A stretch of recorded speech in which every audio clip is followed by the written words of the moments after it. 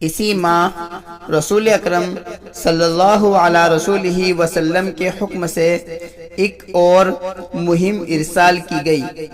اس مہم کا حال اس طرح ہے کہ ایک صحرائی مصر سے ایک گمراہ عامر ولد مالک حرم رسول آ کر رسول اکرم سے ملا۔ رسول اکرم اس سے ملے اور امر اسلام اس کے آگے رکھا کہ اسلام اللہ واحد کی راہ ہے، اس لیے کلمہ اسلام کہہ کر اسلام لے آؤ۔ مگر عامر رکا رہا اور کہا کہ اسلام کے معلموں کو ہمارے ہمراہ کر دو کہ وہ گروہ ہمارے مصر آ کر احکام اسلام کا علم لوگوں کو دے اور لوگ اسلام لا کر اس کے حامی ہوں۔ رسول اکرم صلی اللہ علیہ رسولہ وسلم کا کلام ہوا کہ ہم کو اس مصر کے لوگوں سے ڈر ہے کہ اہل اسلام سے دھوکہ کر کے اہل اسلام کے عدو ہوں گے۔ عامر ولد مالک کا رسول اللہ سے وعدہ ہوا کہ اگر اہل اسلام سے کوئی دھوکہ ہوا وہ اہل اسلام کے ہر حال حامی و مددگار ہوں گے۔ وہ لوگ معمور رسول سے راہی ہو کر راہ کے مراحل طے کر کے اولاد عامر کے ایک مصر آ کے رکے۔ ادھر ہادی کامل صلی اللہ علیہ رسولہ وسلم کا حکم ہوا کہ مددگار حرام رسول اللہ کا ایک مراسلہ لے کر اولاد عامر کے سردار کو لا کر دے۔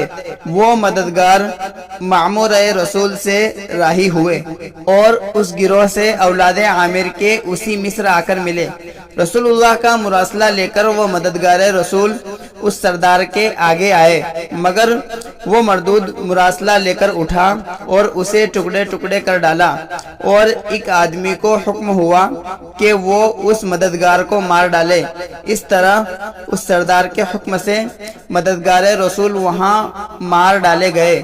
وہ سردار اٹھا اور اولاد عامر کے لوگوں سے کہا کہ اسلام کے سارے معلموں کو مار ڈالو، مگر عامر ولد مالک آڑے ہوا اور کہا کہ رسول اللہ سے میرا معاہدہ ہے کہ اسلام کے معلموں کا حامی ہوں گا۔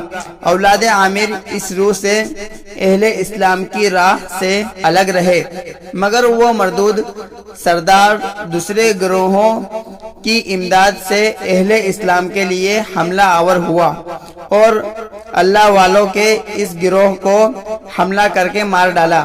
عامر ولد مالک کو اس امر سے کمال دکھ ہوا کہ وہ رسول اکرم سے وعدہ کر کے معمور ہوا کہ وہ ہر طرح سے اہل اسلام کا حامی ہوگا۔ علماء سے مروی ہے کہ وہ اسی دکھ کے احساس سے اسی ماہ راہی ملک عدم ہوا۔ اسلام کے وہ سارے معلم اس طرح دھوکے سے مارے گئے، مگر دو آدمی اللہ کے حکم سے سالم رہے۔